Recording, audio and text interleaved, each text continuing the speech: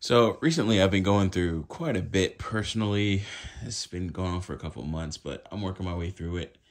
Economy's rough, so things are rough around here too. But definitely some other stuff that are going on too. And that's not what I'm here to talk about, but it's kind of a part of it a little bit. Um, I have been, it has been brought to my attention. I have a skill issue and working to fill that skill gap, right? One of the things is like, doing my technicals. I am horrible at technicals, like, solving problems. And I see some problems and I'm like, bro, I've never looked at that, never seen that. And then some other problems, I'm like, I should know how to do this, but I haven't done it for a year, or I haven't done it for maybe even a couple months, especially working with Golang. The stuff I do in Golang is a little bit on the simpler side. I want to do some more advanced things, but I haven't been given those problems. So I have to make my own problems in a lot of times, right? Or I have to make my own problems and then resolve those. Um, so I'm working through that, and really what I want to get to is that I feel like I'm on a decent path right now. Like I've had to, in a sense, make my own curriculum in order to fill my skill gap. So, really starting at the beginning, starting from the bottom, going back and learning the basics of things like TypeScript, even JavaScript, which is like my main language, TypeScript being my main language and Golang being my secondary language. So TypeScript front end to back end, and then Golang back end. And I'm predominantly a back end engineer. That's what I really like to do on a regular basis. And I have like experience with other languages. I've dabbled, like touched an already existing Java Spring Boot code that was so old by the time I touched it and made the update, it still wouldn't go through because there are so many like libraries and other things that needed to be updated, I believe. And I think somebody else may have taken that over. I don't know. Eventually, like I made the change, but then I made the change. It got deployed. It actually did get deployed. But that's something different. Python, translating Python code, converting it to JavaScript. I've done that personally. I've done that in deployment or in production. What else? Groovy script, Apache Groovy script, working with that, which is Java-like. Dealing with things like, okay, I was working on a Groovy script the other day, and I haven't worked on Groovy for a minute. And they don't use the function keyword. You just def function name, and then, your parameters, like you take in your parameters and then you do your curly braces after the fact. So it's just like, that was a problem. Or even having weird issues like, okay, if I use this online editor that uses like JVM or Groovy 4 or something like that, it accepts triple equals for like matching, what's it called? Comparison for type, value and type comparison. It allows you to do triple equals, but then the version of Groovy the environment that I was putting it in doesn't like triple equals. And then from reading the error, I just skipped over it and didn't see the fact that it didn't like an actual equal sign. Because usually it'll give you like a caret to show you, hey, this is where it happened. But all it did is just quoted the equal. So I just thought it was a part of the error. So it was crazy. I pretty much skipped over it and it took me a second. And then after I got out of the meeting, I looked at it and I was like, huh? And then like got rid of it and it worked. That was definitely one of those like moments. Like I was just like freaking like, damn it, triple equals got me. But that's because, I have to work in TypeScript, or I work in TypeScript and I like to be type safe. So I just kind of default to triple equals, right? Even if it's not double equals, or exclamation point double equals. So I'll do things like that. Because I'm just so used to it in certain languages. But then if I go back to Go, it's like I got to figure out, okay, hey, listen, it's the func keyword. And then how do I export variables and functions? Okay, capital letter or something like that. So starting from the beginning, is what I'm doing now. And then also Theo Aff, I'm in his GCP course.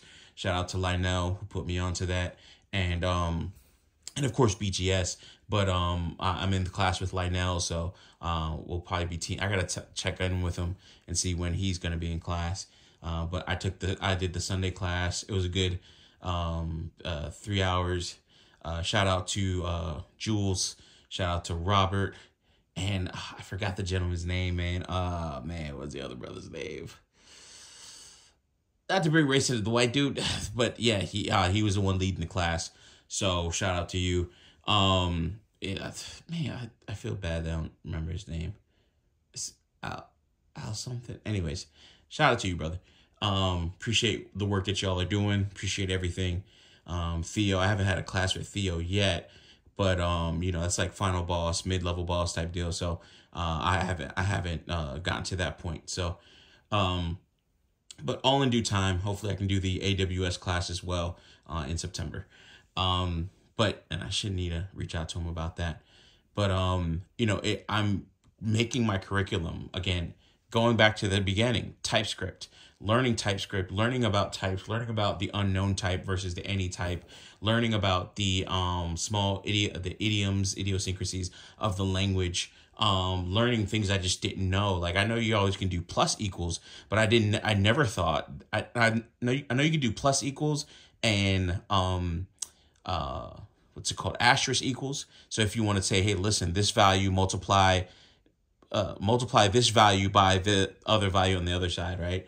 As a shorthand, as opposed to doing, the value equals the value itself times new value or something like that. You could just do asterisk equals.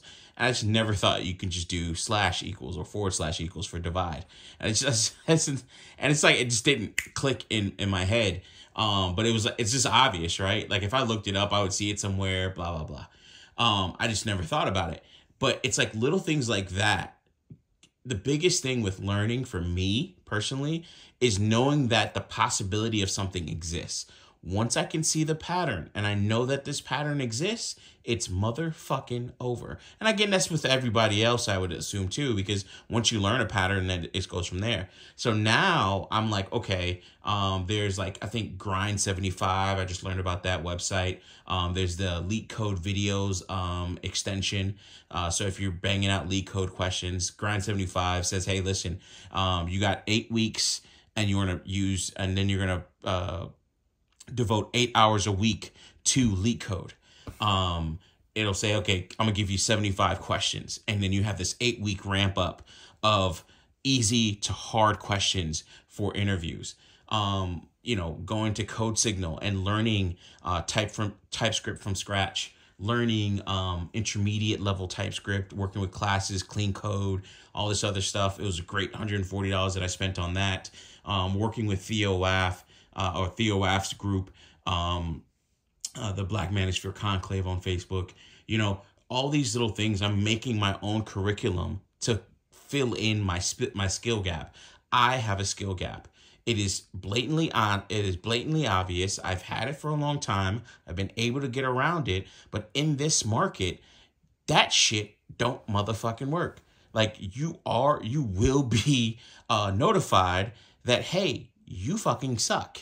So we have to do things when we're faced with these problems. We have to do things to fill in those skill gaps, to put ourselves in a better situation, make ourselves more marketable, so on and so forth. So I'm going to be working on that for the next couple months, just to make sure that I put myself in a better situation when it comes to possibly trying to find a new job or just doing better things at my current job. So with that being said, fill in your skill gaps. If you need help building a curriculum of any sort, I haven't done it in a while, but now I'm getting back into it, seeing the tools that are out there, seeing the tools that work and don't work. And I'm I'm dealing with a lot of stuff, so this is a lot to deal with as well, such as I just deployed the demo for my SaaS application Breeders tool, but there's a lot more work that needs to be done on that. So I'm just, plugging along, trying to get all this stuff done. And it will be a rough road going forward. But once I have a plan, somewhat of a rough drawing map, that's really all I need. After that, it's just the strength that God gives me.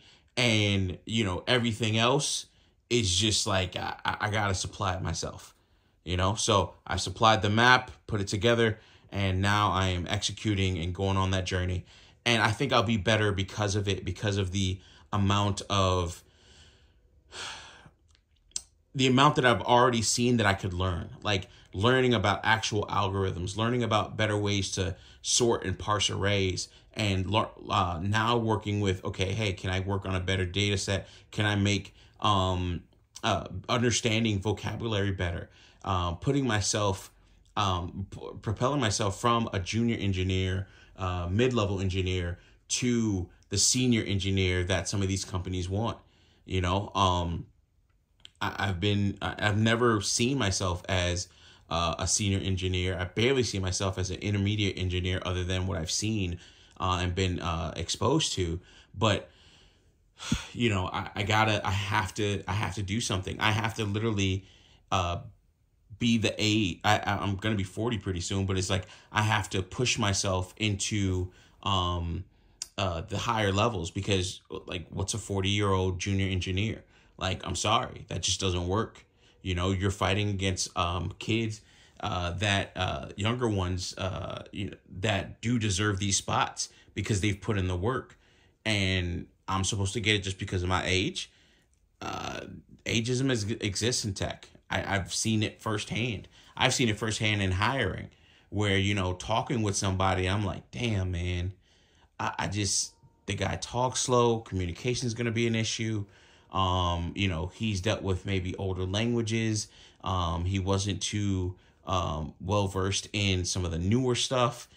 And it's just like, yo, this dude's like 60 something plus years old.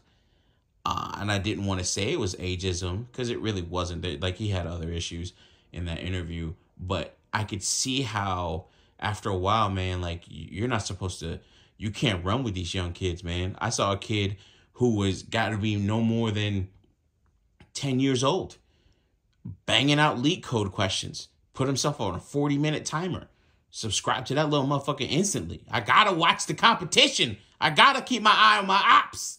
You know what I mean? I'm not even his ops, man. Like, that motherfucker, watching him either will inspire you to quit or inspire you to kill yourself. Hey, man, that little motherfucker, yo, he had the comment section quitting. One dude said, I've never been so inspired to quit in my life. I say, yo, that is 100% the truth. But that's what you're dealing with, right? And it's like, okay, maybe you can mentor some of them in one way or another. And there's a lot of devs that aren't on that level. So, if I want to be among the greats, and I want to do the things that I see others doing, I'm going to have to get my nose back into it and get back on that self-taught grind. Tech makes you reinvent yourself. So version 40 is version 39, is going to be out, man. Version 40 coming soon. Anyways, with that being said, that was a bit of a ramble. Appreciate you all. Wish you all the best. Peace. Love y'all.